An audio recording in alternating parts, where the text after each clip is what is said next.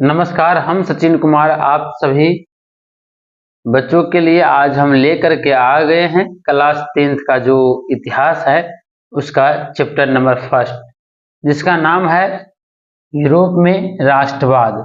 इस चैप्टर का जो नाम है यूरोप में राष्ट्रवाद। तो इस चैप्टर का आज हम लोग जो है ना ऑब्जेक्टिव क्वेश्चन आंसर करने वाले, जो most previous objective question answer करने वाले हैं। तो चलिए हम देखते हैं कि हमारा जो सबसे पहला क्वेश्चन है वह क्या कह रहा है। ठीक, तो हम लोग आगे बढ़ते हैं और देखते हैं हम लोग का सबसे पहला क्वेश्चन क्या है। तो ये सबसे पहला क्वेश्चन जो हम लोगों के बीच में आया है, वो सबसे पहला क्वेश्चन कह रहा है कि गैरीबाल्डी पेशे से क्या था। गैरीबाल्डी पेशे से क्या था। ऑप्शन ए में है सिपाही, बी में है किसान, सी में है जमींदार और डी में है नाविक। इसका सही आंसर जो हो जाएगा वह सही आंसर हो जाएगा इसका ऑप्शन नंबर डी यानी नाविक।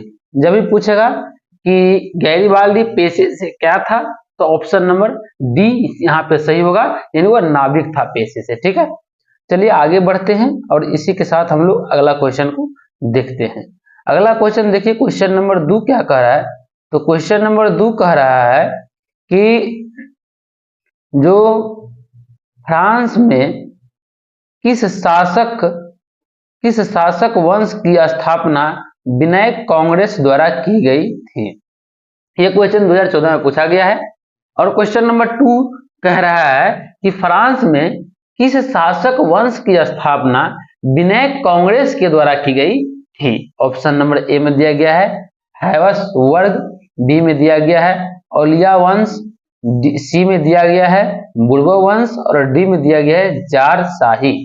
तो यहाँ पर जो हमारा सही आंसर होगा वह सही आंसर हो जाएगा ऑप्शन नंबर जो है सी यानी बुर्गो वंश, यानी ऑप्शन नंबर सी हमारा क्या हो जाएगा, यहाँ पे सही आंसर हो जाएगा। चलिए आगे बढ़ते हैं, अगला क्वेश्चन को हम लोग देखते हैं। अगला क्वेश्चन देखिए, क्वेश्चन नंबर 3 क्या कह रहा है। क्वेश्चन नंबर 3 कह रहा है कि क्वेश्चन नंबर 3 जो कह रहा है वह कह रहा है सन 1870 में फ्रांस और पर्सा के बीच युद्ध कहाँ हुआ था। क्वेश्चन है कि 1870 में फ्रांस और पर्सा के बीच युद्ध कहाँ हुआ था। तो ऑप्शन ए में है सेडान में, बी में है सिडोवा, सी में है साइराइन और डी में है फ्रैंकफर्ट।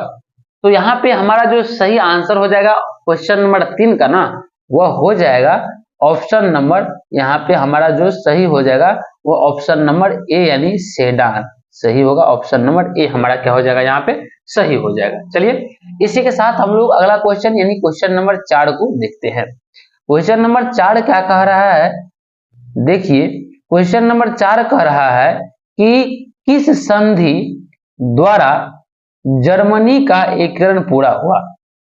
किस संधि के द्वारा जर्मनी का एकीकरण पूरा हुआ था। ऑप्शन ए में है डेनमार्क की संधि, बी में है गैस्टीन की संधि, सी में है प्राग की संधि और डी में है फ्रैंकफर्ट की संधि। यहाँ पे क्वेश्चन नंबर 4 का जो सही आंसर होगा ना, वह आंसर हो जाएगा ऑप्शन नंबर, यहाँ पे हो जाएगा D, option number D Frankfurt की संधि के कारण जर्मनी में जो है एकीकरण हुआ था। ठीक है, चलिए आगे बढ़ते हैं। क्वेश्चन नंबर 5 जो खुशी से कर रहा है नाच कि हम भी आएंगे सर बोर्ड पे। चलिए क्वेश्चन नंबर 5 आ गया है और इसको हम लोग देखते हैं क्या कह रहा है। तो क्वेश्चन नंबर 5 देखिए कह रहा है कि क्वेश्चन नंबर 5 कह रहा है कि किस युद्ध के बाद जर्मनी का एकीकरण हुआ। किस युद्ध के बाद जर्मनी का एकीकरण हुआ क्वेश्चन कर रहा है। ऑप्शन ए में दिया क्रीमिया का युद्ध, बी में दिया गया सेडोवा का युद्ध, सी में दिया गया पर्सा डेनमार्क का युद्ध और डी में दिया गया है सीडान का युद्ध। तो यहाँ पे हमारा जो सही आंसर होगा, यहाँ पे जो हमारा सही आंसर हो जाएगा वह सही आंसर होगा ऑप्शन नंबर डी।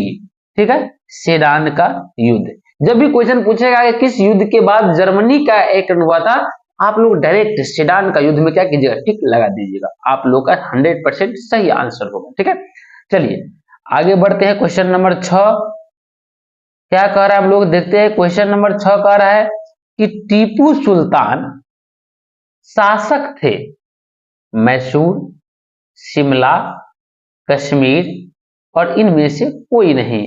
यहाँ पे जो हमारा सही आंसर हो जाएगा क्वेश्चन नंबर 6 का, वो हो जाएगा ऑप्शन नंबर ए, मैसूर।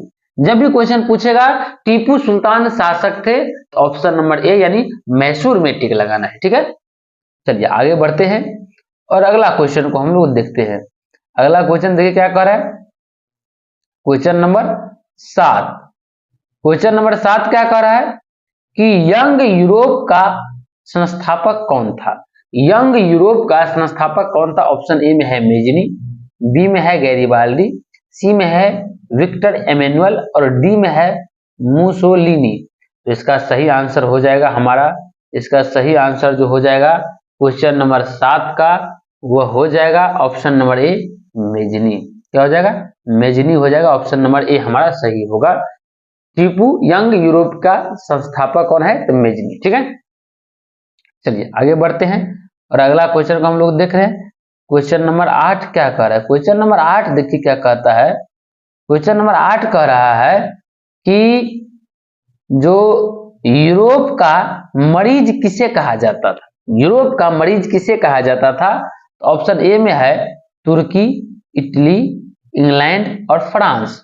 यहाँ पे हमारा जो सही आंसर होगा ना, यहाँ पे हमारा सही आंसर हो जाएगा option number A. Option number A, तुर्की को, यानी यूरोप का मरीज किसे कहा जाता है, तो तुर्की को। ऑप्शन नंबर ए यहाँ पे हमारा सही होगा। ठीक है, चलिए इसी के साथ हम लोग आगे बढ़ते हैं। क्वेश्चन नंबर 9 को हम लोग देखते हैं। क्वेश्चन नंबर 9 देखिए क्या कह रहा है।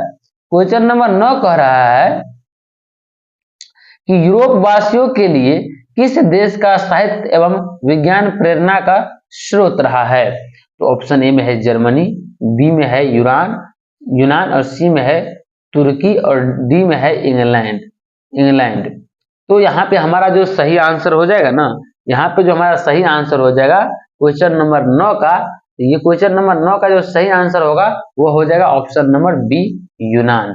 ऑप्शन नंबर बी यहाँ पे क्या हो जाएगा, यूनान हो जाएगा। जब भी क्वेश्चन पूछेगा यूरोप वासियों के लिए किस देश का साहित्य एवं विज्ञान प्रेरणा स्रोत रहा, तो यूनान में आप लोग टिक लगा दीजिएगा। ठीक है, चलिए आगे बढ़ते हैं। इसी के साथ हम लोग क्वेश्चन नंबर 10 को देखते हैं। क्वेश्चन नंबर 10 क्या कह रहा है, देखिए क्वेश्चन नंबर 10 कह रहा है कि यूनान के स्वतंत्रता संग्राम में किसकी पराजय हुई। यूनान की, रूस की, तुर्की की और फ्रांस की। यहाँ पे जो हमारा सही आंसर हो जाएगा ना क्वेश्चन नंबर 10 का, वो सही आंसर होगा ऑप्शन नंबर बी, रूस। क्या हो जाएगा, रूस की। चलिए आगे बढ़ते हैं। अगला क्वेश्चन को हम लोग देखते हैं। अगला क्वेश्चन देखिए क्या कर रहा है। अगला क्वेश्चन कर रहा है कि 1829 ईस्वी की एड्रियानोपुल की संधि किस देश के साथ हुई। ऑप्शन ए में है रूस, बी में है ब्रिटेन, सी में है यूनान और डी में है पोलैंड। यहाँ पे जो हमारा सही आंसर हो जाएगा वो हो जाएगा ऑप्शन नंबर ए यानी रूस। ऑप्शन नंबर ए यानी रूस। क्या हो जाएगा, ऑप्शन नंबर ए यानी रूस। ठीक है, चलिए आगे बढ़ते हैं और इसी के साथ हम अगला क्वेश्चन को देखते हैं। Question number 12। क्वेश्चन नंबर 12 देखिए क्या कर रहा है। क्वेश्चन नंबर 12 कह रहा है कि नेपोलियन संहिता किस वर्ष लागू की गई। ऑप्शन ए में है 1789, बी में है 1791, डी में है 1801 और सी में है 1801 और डी में है 1804। यहाँ पे जो हमारा सही आंसर हो जाएगा क्वेश्चन नंबर 12 का, तो वो हो जाएगा डी, 1804 में। जब भी क्वेश्चन पूछेगा कि नेपोलियन संहिता किस वर्ष लागू की गई थी, आप लोग ऑप्शन नंबर डी यानी क्वेश्चन 1804 में टिक लगा दीजिएगा। ठीक है, चलिए आगे बढ़ते।